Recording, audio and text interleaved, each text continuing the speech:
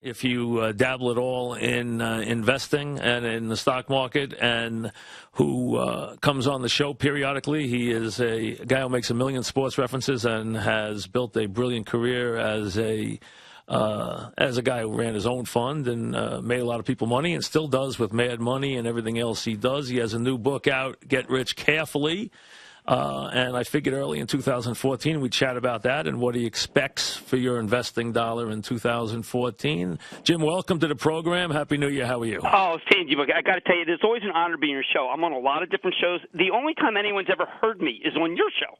That's not true. Your show's a big smash, Mad Money. I'm not kidding. When I get to come on Mad Money, I'll come on anytime you want. So I love that would be show. Fabulous. I love that. And as someone who likes to dabble in this stuff and listens to you religiously, your new book, which I just got 2 days ago, so I haven't had a chance. I've opened it up. I looked at a couple of the chapters while I was watching TV the other night. I haven't had a chance to go through it. I will and read it. But tell the folks, with all the different stuff you've did, what is the message with this book? Well, first, you're absolutely right about the sports references. I suffuse everything. The message here is that maybe we have to be a little more trusting in chief executive officers. I know that often they're disliked.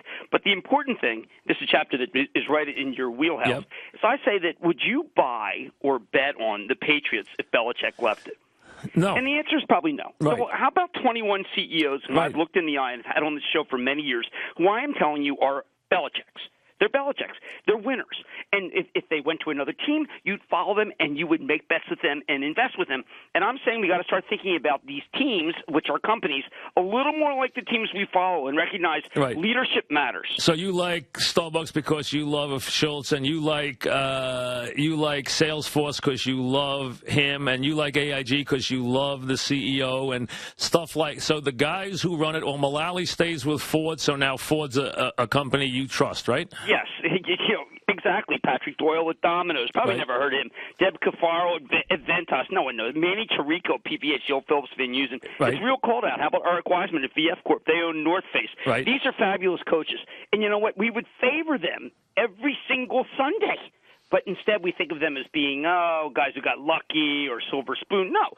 These are people who, when you invest with them, they get you into the playoffs. And that's what it's about. So invest not just in the product, invest in the person running the company. And that's a point of view a lot of people don't take in your business, that the CEO really can drive the company.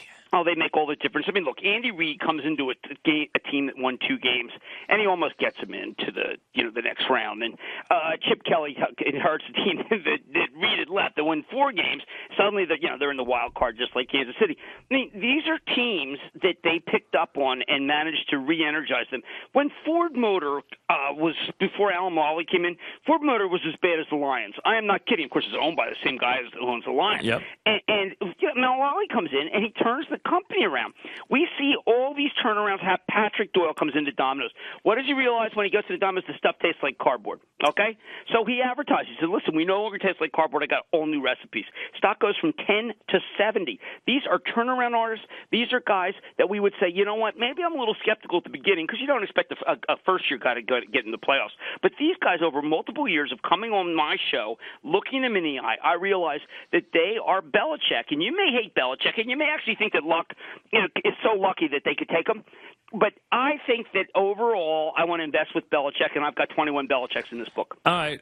Is Microsoft a bad company to run now? Is that why they have trouble filling that spot? Is it a tough haul to get Microsoft back on track? I think that you don't want to be second-guessed, and I think a lot of people feel that both Ballmer and Gates, both CEOs and people who run the company, are going to look over the shoulders. I think there's a lot of people who don't know whether it should be broken up or not. I mean, I'd like a company that's Xbox.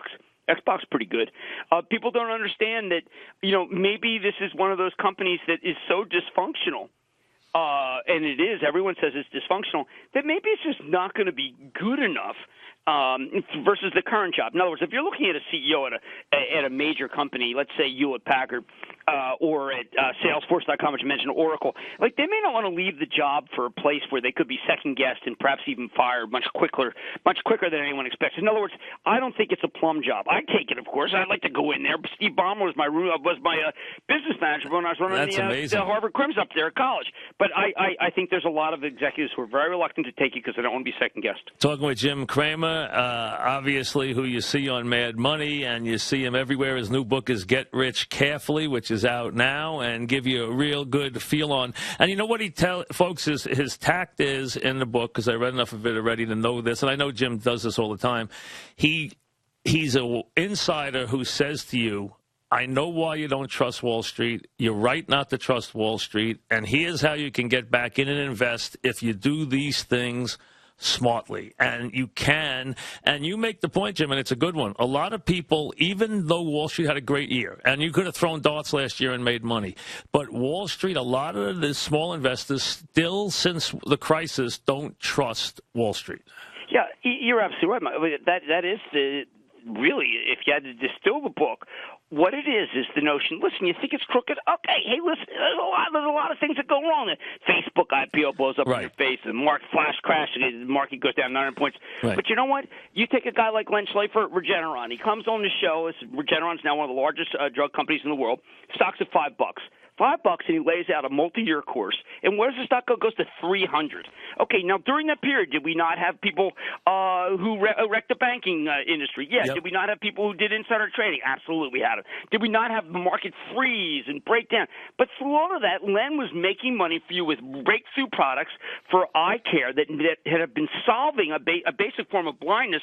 You should not get caught in the thicket here. There's guys who can take you to higher and higher. Brunswick Corp, one of them that I've always liked that you know. You've talked about it all the time. A storm like Sandy destroys all the boats, but you can't get a boat until you buy the insurance before you leave the lot. So you got a group of people who are 100% insured, and all they do is just go buy more boats because people love boats.